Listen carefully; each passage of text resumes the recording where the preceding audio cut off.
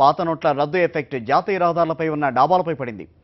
చిల్లర కష్టాలతో డాబాల నిర్వహణ కష్టంగా మారింది. అడపాదడపా జరిగే చిల్లర ఘర్షణల దెబ్బకు డాబాలను క్లోజ్ చేస్తున్నారు యజమానులు.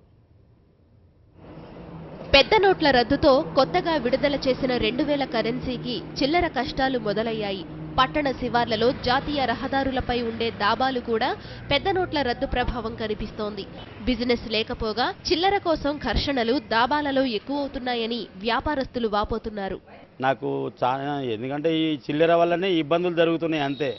ఇది చేసేది మంచిగానే ఉంది, అందరికీ బాగానే ఉంది, కానీ ఈ చిల్లర లేని పరిస్థితిలో వాళ్ళు తిండి తినలేక కూడా లేని పరిస్థితిలో ఉన్నారు.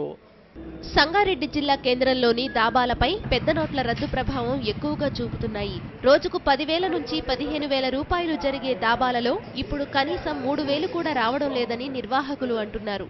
15,000 రూపాయలు దందా నడిచేది ఈరోజు 4,000, 5,000, 4,000, 3,000 రూపాయలు కూడా నడిచే పరిస్థితులు లేదు. చిల్లర దీనివల్ల ఇదే ఇబ్బంది జరిగి దాన్ని అనమైపెట్టి దాబా బంద్ చేసుకోవడం జరిగింది. కేంద్ర సర్కారు సామాన్యుణ్ణి దృష్టిలో పెట్టుకుని చిల్లర కష్టాలు తొలగించాలని దాబాల యజమానులు కోరుతున్నారు.